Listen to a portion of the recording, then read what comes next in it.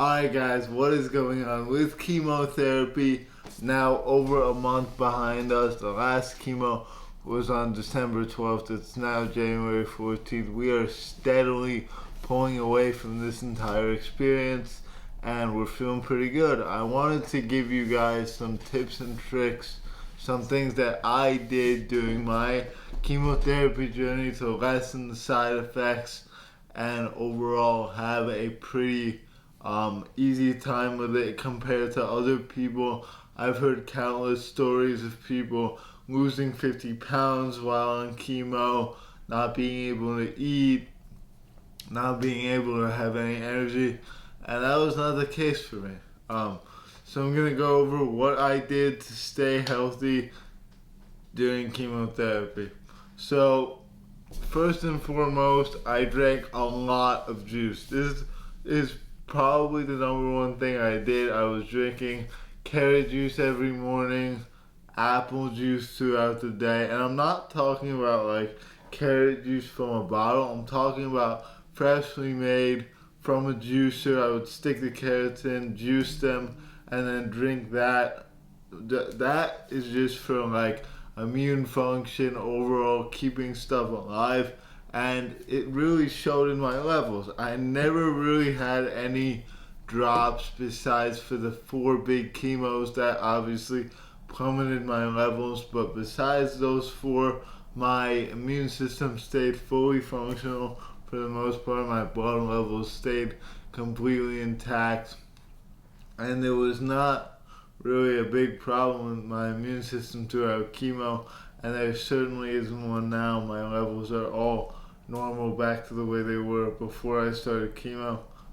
So that is obviously absolutely great. Now, that is the first thing. The second thing that I did to stay healthy during chemo is just overall get enough workouts in. Besides the couple of times when I was sick and the port installation and removal, I worked out pretty much just as consistently, if not maybe a little bit less consistently than I did before. So I do like a push-pull legs routine.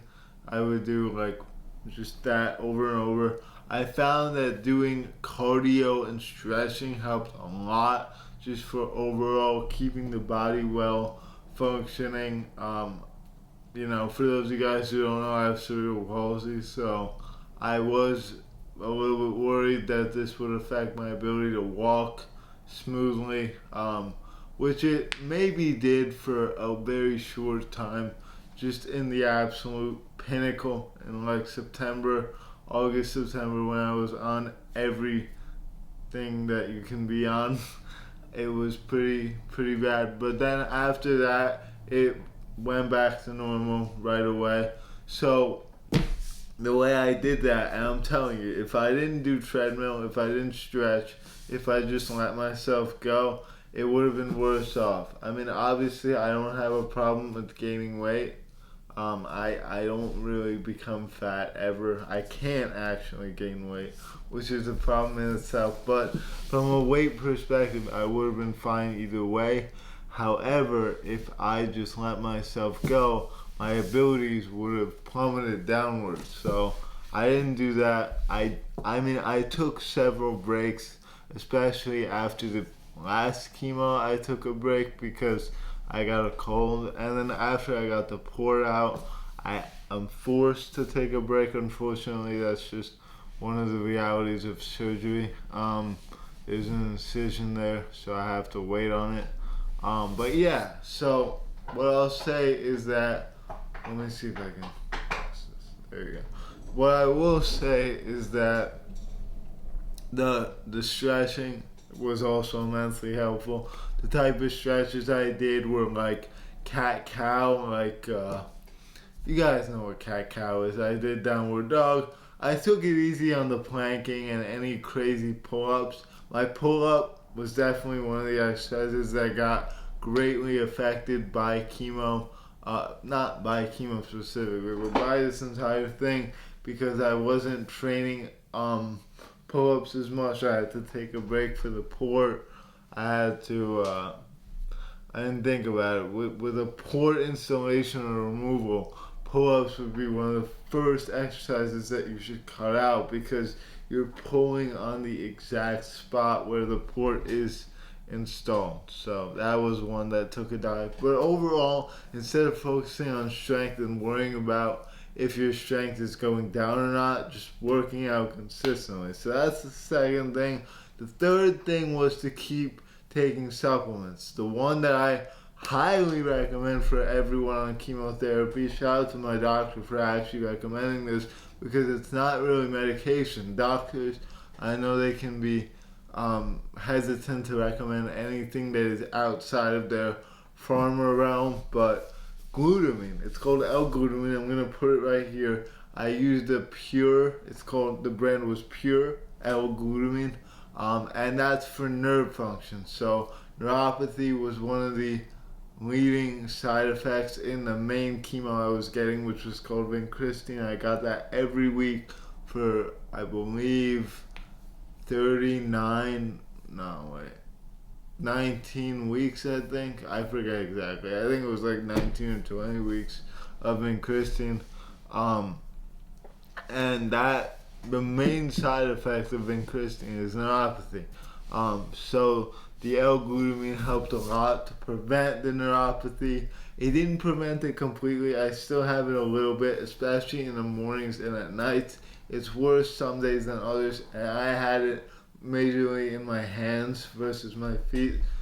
A lot of people have it in their feet too. I didn't really have it in my feet for whatever reason.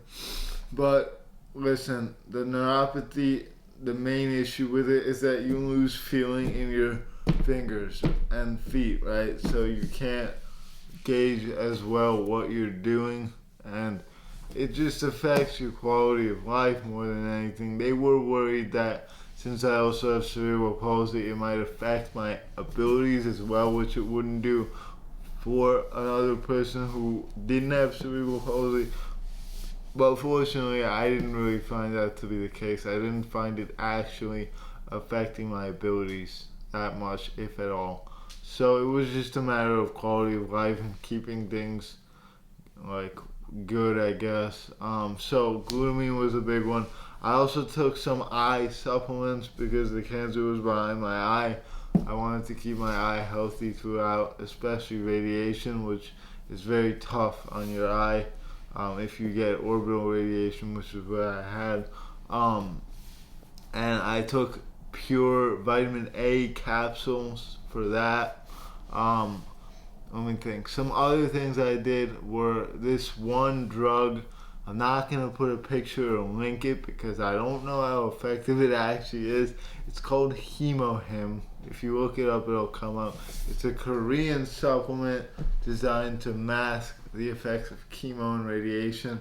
And I would find that the way I would use that one in particular was if I was feeling really unenergized, like after a big chemo, like 5 days in sometimes, I'd still be exhausted.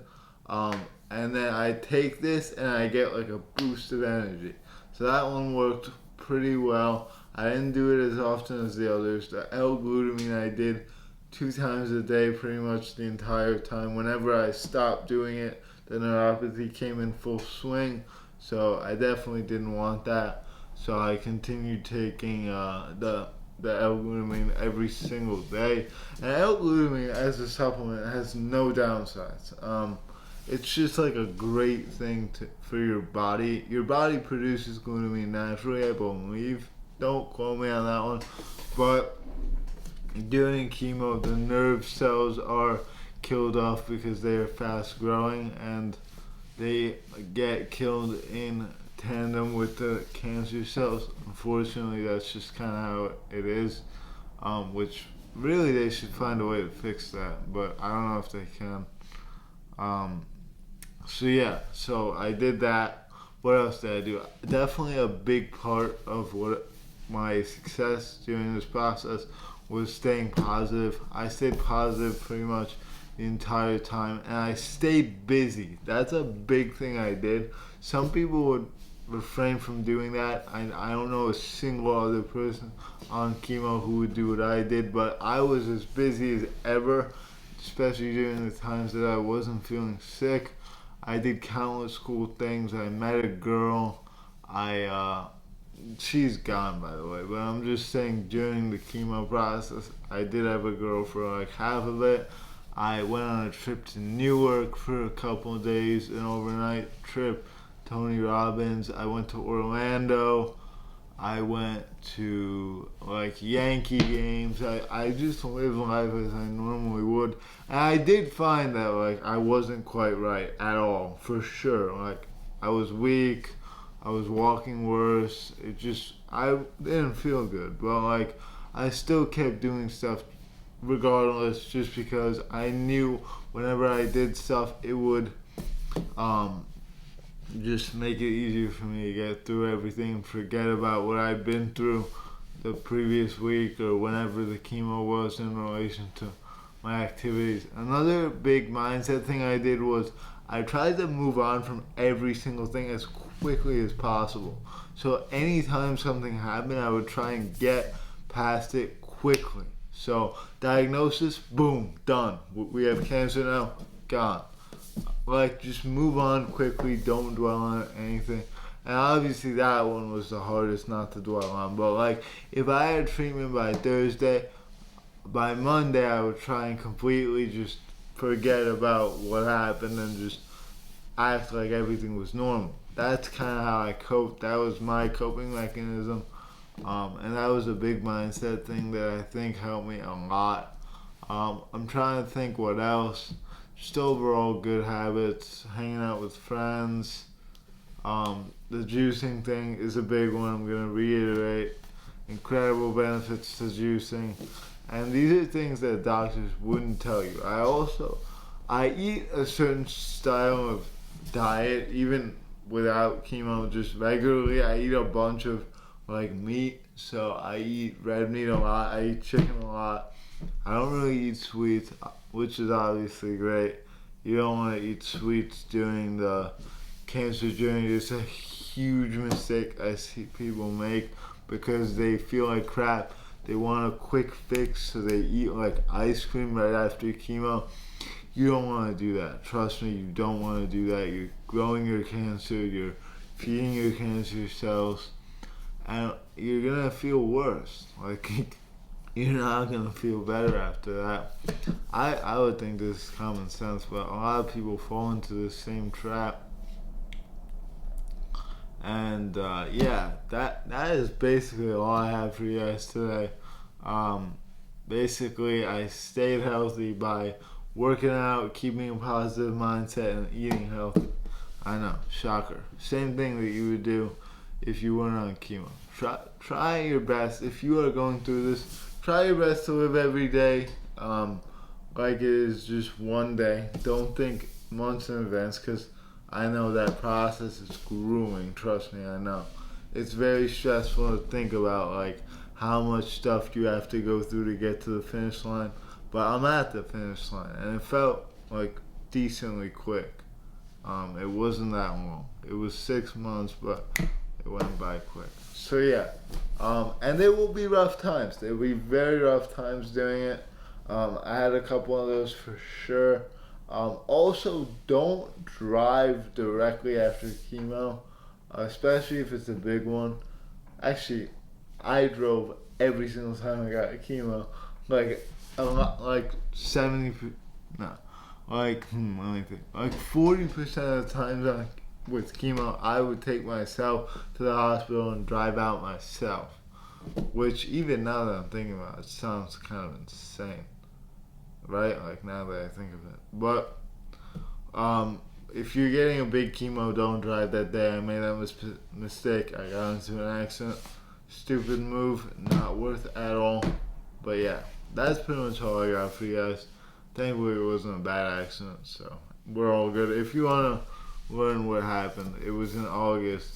The title of the video was like Big Dose Car Accident. So yeah, go check that out if you want. But yeah, for now I'm going to end it here. Thanks for watching. Take care. More to come. I'll see you all soon. Peace.